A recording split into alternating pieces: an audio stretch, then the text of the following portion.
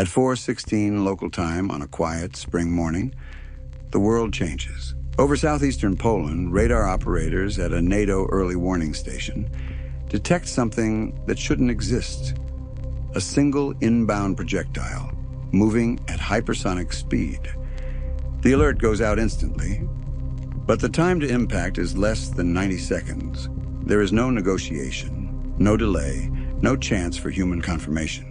The missile strikes near the industrial city of Lublin, population 340,000. The blast registers at over 200 kilotons. A blinding flash cuts through the dawn sky, visible across borders in Ukraine and Slovakia. In that instant, tens of thousands are gone. The rest awake to a world they no longer recognize. Satellite feeds from European Space Agency and U.S. Strategic Command confirm the worst. A nuclear detonation on NATO territory, the first since 1945. Within minutes, military hotlines between Washington, Brussels, and Warsaw ignite with traffic. The Polish government goes silent, relocating its cabinet to an undisclosed bunker near Krakow. NATO's Article 5 consultation procedures begin before dawn. The United States raises its nuclear forces to DEFCON 2, the highest readiness level seen in generations. But confusion reigns. Russia denies responsibility, claiming the missile was a Ukrainian air defense malfunction. Social media floods with competing claims, fabricated images, and faked videos. Panic spreads faster than information. By sunrise, European cities are in motion. Sirens test. Metro systems fill. Fuel stations overflow. Airports close within hours. Across the continent, civilians refresh their phones, searching for clarity that isn't there. In London, Berlin, and Paris, emergency broadcasts instruct citizens to remain calm, avoid highways, and prepare for possible evacuation zones in Eastern Europe. In the first hour, no one fires back. Yet the world understands. This is no accident. The question now is not who fired first, but how the world will respond. By mid-morning, 12 hours after the strike, Europe begins to seal itself shut. NATO's North Atlantic Council convenes an emergency session beneath Brussels. No cameras, no press, no phones. Inside, the alliance faces a decision unseen in modern history, whether to treat the detonation as an act of war or a catastrophic accident. Publicly, leaders urge restraint. Privately, mobilization orders spread like wildfire. Germany initiates Operation Shield Wall, activating air defenses from Bavaria to the Baltic. France disperses its nuclear submarines. The United States begins the transatlantic surge. Stealth bombers depart from Missouri, and Diego Garcia under radio silence. In Warsaw, the sky is black with smoke. Fire crews wearing improvised radiation suits, battle flames that won't die. Hospitals in Krakow overflow with burn victims and radiation sickness cases. Every ambulance route is jammed. In nearby villages, Geiger counters scream into the red. The Polish president issues a single-sentence broadcast before vanishing underground. We have suffered a nuclear strike. We will endure. Across Europe, panic mutates into paralysis. Internet networks crash under record demand. Supermarkets limit purchases.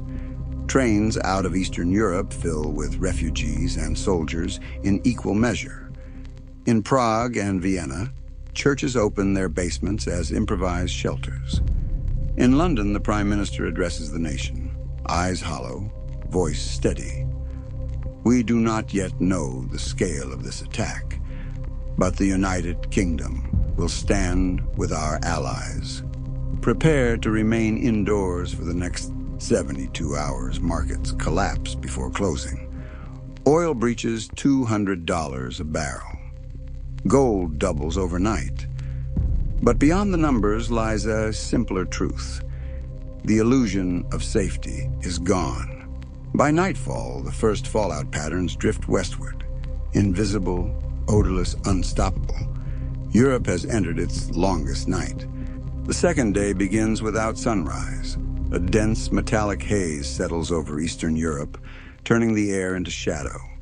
Communications across the Polish border region collapse. Radiation levels in Lublin exceed Chernobyl's by a factor of 10. Drones from NATO reconnaissance wings orbit silently, mapping destruction no human eye can yet see.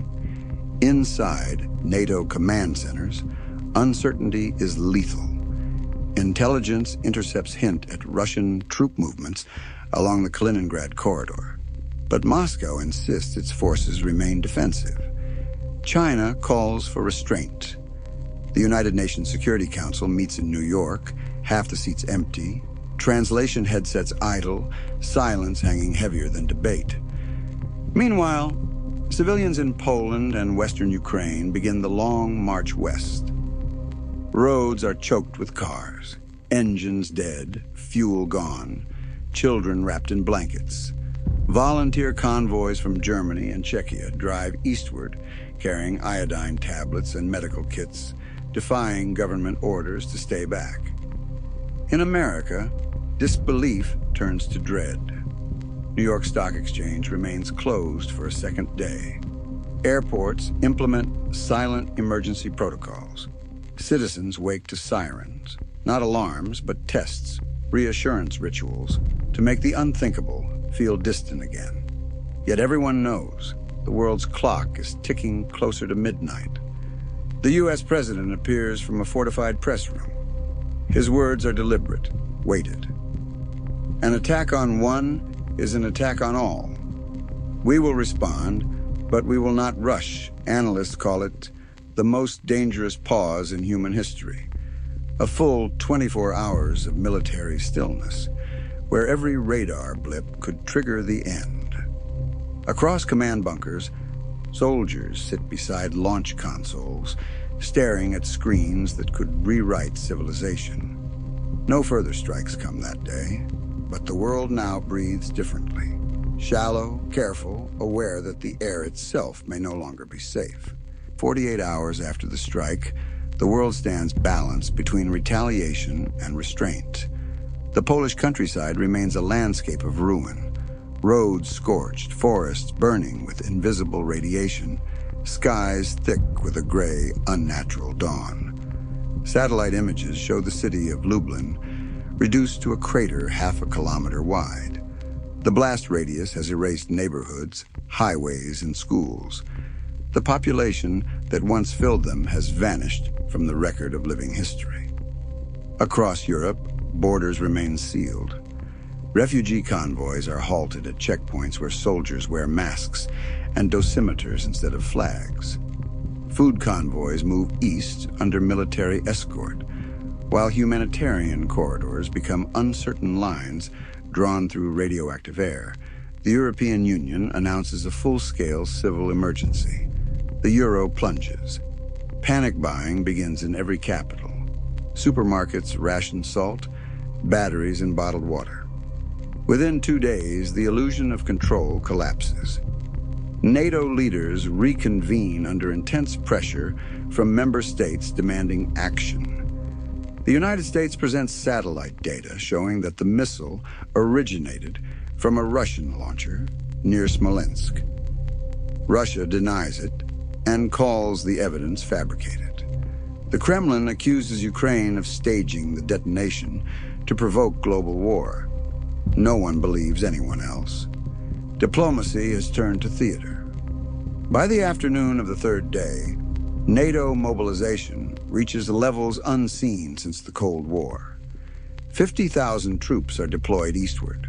Strategic bombers begin continuous patrols over the Atlantic. Submarines vanish from ports and reappear nowhere on radar.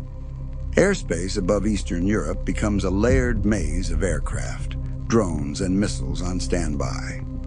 In Washington, the president signs an executive order authorizing proportional readiness. The phrase is ambiguous, deliberately so. It gives the United States authority to act, but leaves timing undefined. In Moscow, state television declares that any Western strike will be met with a mirror response. China calls for restraint, but quietly activates its own military alert systems.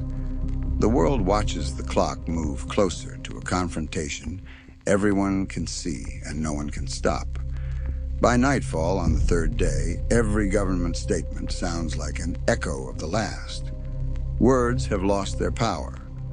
The only thing left that matters is what happens next.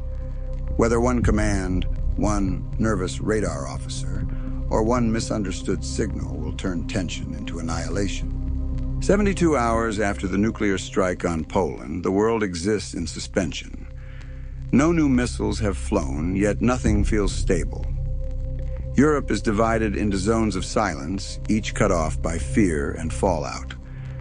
Trains carrying refugees have stopped running, their engines seized by dust. Villages near the blast zone are deserted, patrolled only by drones that measure the invisible poisons drifting across fields and rivers. The air smells faintly of iron and rain. In Berlin, Paris, and London, civil defense centers broadcast identical messages. Stay indoors, conserve power, avoid travel. Across the Atlantic, Americans line up at gas stations and pharmacies, watching their phones for alerts that never come. For the first time in generations, the phrase World War III trends across every language simultaneously. It is no longer speculation, it is vocabulary. Global markets remain frozen. Cargo ships idle in ports. Satellites continue to record the slow spread of radiation across Central Europe. The skies over Poland shimmer faintly at night, illuminated by dust particles that used to be homes. International air corridors over the region are permanently closed. What was once a country has become a warning. Inside NATO command, debate fractures. Some argue for a retaliatory strike, others for a diplomatic freeze. Intelligence analysts warn that any attack, even limited, could trigger a cascade of launches that ends civilization within an hour. The United States, Britain, and France begin drafting separate contingency plans, signaling a quiet unraveling of unity. In Moscow, officials speak of peace, while military convoys continue to move west. In Washington, satellites track them, but no order comes. For 3 days, the world has held its breath. On the fourth, it begins to realize that holding it forever is impossible. When historians look back on this week, if there are historians left to do so, they will not see a moment of decisive victory or loss. They will see hesitation, the pause before collapse, the silence that followed one explosion and preceded everything that came after. The first 72 hours did not destroy the world. They merely showed how close it already was to ending.